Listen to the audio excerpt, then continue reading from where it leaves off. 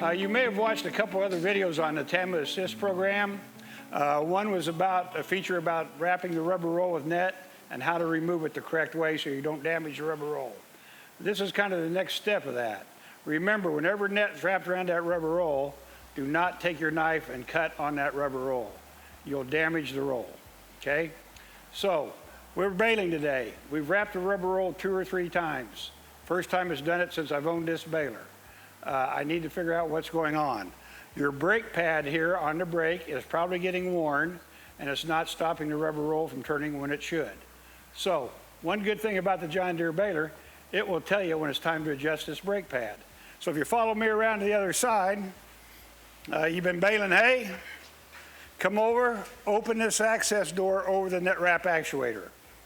And you're going to look right in this little cubby hole here. You can see the front side of the rubber roll and the steel roll where the net feeds in. And when you look in there, if it's working correctly, that net should be wrapped tight around the steel roll.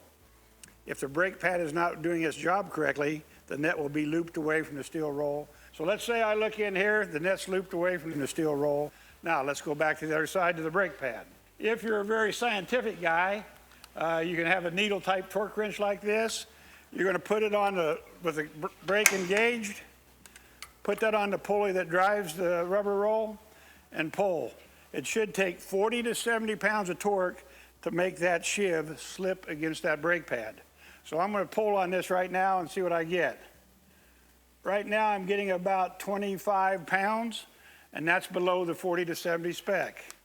So all I really need to do is adjust this brake. I'm going to step back here. These brake pads will get wear in them. You can see the grooves in this pad. And if they get really bad like this one, it's actually time to replace your brake pad. In this case here, we have one more shim that we can add to the front side of this. So I'm going to loosen these bolts here.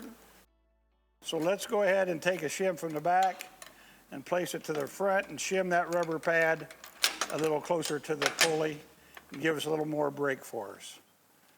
So get my spacer in there, and I'm going to tighten those nuts back up.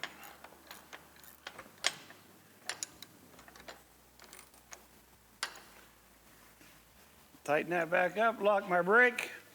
I can check that torque with my torque wrench again if I'd like. And it should be up now around 40, 45 pounds. That's within specs, so I'm probably going to go to the field and run. I might make 6 or 8 bales. Stop, get off, open that door and look in there and make sure that that net's wrapped tight to that steel roll. And I'm not going to wrap the rubber roll anymore until it's time to adjust that brake again.